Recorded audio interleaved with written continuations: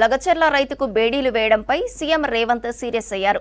విచారణ చేపట్టి పూర్తి నివేదిక సమర్పించాలని అధికారులను ఆదేశించారు. కేబినెట్ విస్తరణ పార్టీ పెద్దలు నిర్ణయిస్తారన్నారు రాష్ట్ర మంత్రులు. ఏ సర్కార్లోనైనా కొంత వ్యతిరేకత కామనన్నారు మంత్రులు. జిల్లాల్లో అధికారులు పెండింగ్ పనులపై ఫోకస్ చేయాలన్నారు. అయితే ముఖ్య విషయాల్లో అధికారుల సొంత నిర్ణయాలు తీసుకోవడం తగదన్నారు మంత్రులు.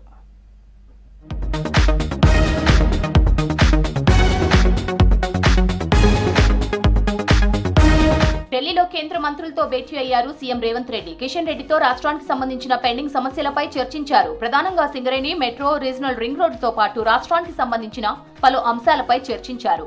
వీటిపై కిషన్ రెడ్డి సానుకూలంగా స్పందించారు. సీఎంతో పాటు పెద్దపల్లి ఎంపీ గడ్డం వంశీకృష్ణ, ఎంపీ అనిల్ యాదవ్, ఇతర కాంగ్రెస్ నేతలు ఉన్నారు. ఆ తర్వాత కేంద్ర మంత్రి ధర్మేంద్ర ప్రధాన్ తో పాటు నితిన్ గడ్కరీతో సమావేశమయ్యారు సీఎం. RRR నిర్మాణంపై నితిన్ గడ్కరీ దృష్టికి తీసుకెళ్లారు. సీఎం విజ్ఞాపనలపై సానుకూలంగా స్పందించిన కేంద్ర మంత్రులు త్వరలోనే మంజూరు చేస్తామని హామీ ఇచ్చారు. లగచర్ల రైతు హిరియా నాయక్ విషయంలో అధికారుల తీరుపై సీరియస్ అయ్యారు సీఎం రేవంత్ రెడ్డి. రైతు చేతులకు బేడీలు వేసి ఆసుపత్రికి తీసుకెళ్లాల్సిన అవసరం ఏమొచ్చిందని ఆగ్రహం వ్యక్తం చేశారు. ఘటనపై అధికారులను ఆరా తీశారు. విచారణ జరిపి పూర్తి నివేదిక సమర్పించాలని ఉన్నతాధికారులను ఆదేశించారు. ప్రజాప్రభుత్వం ఇలాంటి చర్యలను సహించదని స్పష్టం చేశారు సీఎం రేవంత్ రెడ్డి. తెలంగాణ రాష్ట్రంలో కాంగ్రెస్ ప్రభుత్వం ఏర్పడి సంవత్సర కాలం పూర్తయిందని, అధికారులు ఇప్పటికైనా ఖమ్మం అభివృద్ధిపై దృష్టి సారించాలని అన్నారు మంత్రి తుమ్మల నాగేశ్వరరావు. రానున్న వేసవి కాలంలో తాగునీటి సమస్య తలెత్తకుండా అధికారులు జాగ్రత్తలు చేపట్టాలని చెప్పారు. పక్క రాష్ట్రాల నుండి గంజాయి వస్తుందని, అటువంటి వారిపై పీడీ యాక్ట్ పెట్టాలని సూచించారు. నగరంలో 58, 59 జీవోలో అక్రమంగా స్థలాలు పొందిన వారిని గుర్తించాలని చెప్పారు. దంసలాపురం ఫ్లైఓవర్ పనులు పూర్తి చేయాలని ఆదేశించారు మంత్రి. మంత్రి శ్రీధర్ బాబు తన సొంతూరు భూపాలపల్లి జిల్లా కాటారం మండలం ధన్వాడలో పర్యటించారు. శ్రీ దత్తాత్రేయ స్వామి ఆలయంలో శ్రీధర్ బాబు దంపతులు ప్రత్యేక పూజలు నిర్వహించారు. ధన్వాడలో సొంతంగా నిర్మించిన శ్రీ దత్తాత్రేయ స్వామి ఆలయంలో దత్త జయంతి ఉత్సవాలు ఘనంగా జరుగుతున్నాయి. పూజల తర్వాత గ్రామస్తులతో మాట్లాడి సమస్యలు అడిగి తెలుసుకున్నారు.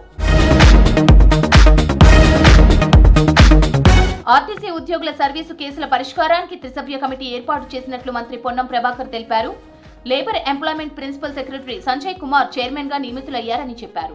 RTC MD Sajjanar, Prajavani nodal officer Divya సభ్యులుగా ఈ త్రిసభ్య కమిటీ పనిచేయనున్నట్లు చెప్పారు. గతంలో సర్వీస్ రిమూవల్ కేసులు నమోదైన వాటిపై ఈ కమిటీ పరిశీలిస్తుందన్నారు. కొమరవెల్లి మల్లన్న జాతర ఏర్పాట్లపై అధికారులతో మంత్రి కొండా సురేఖ రివ్యూ చేపట్టారు. సెక్రటేరియట్ లో తన కార్యాలయంలో దేవాదాయ శాఖ అధికారులతో వీడియో కాన్ఫరెన్స్ నిర్వహించారు సురేఖ. ఈ నెల 19న జరిగే కొమరవెల్లి మల్లికార్జున స్వామి కళ్యాణంతో పాటు జాతర ఏర్పాట్లపై అధికారులతో చర్చించారు మంత్రి. జాతర ఏర్పాట్లకు తీసుకోవాల్సిన జాగ్రత్తలను అధికారులను అడిగి తెలుసుకున్నారు మంత్రి.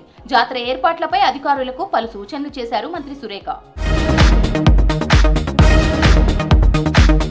గవర్నమెంట్ హాస్పిటల్లో డయాగ్నోస్టిక్ పరికరాలు, ఫైర్ సేఫ్టీ, మెడిసిన్ సహా పలు అంశాలపై సమీక్ష నిర్వహించారు మంత్రి దామోదర రాజనరసింహ.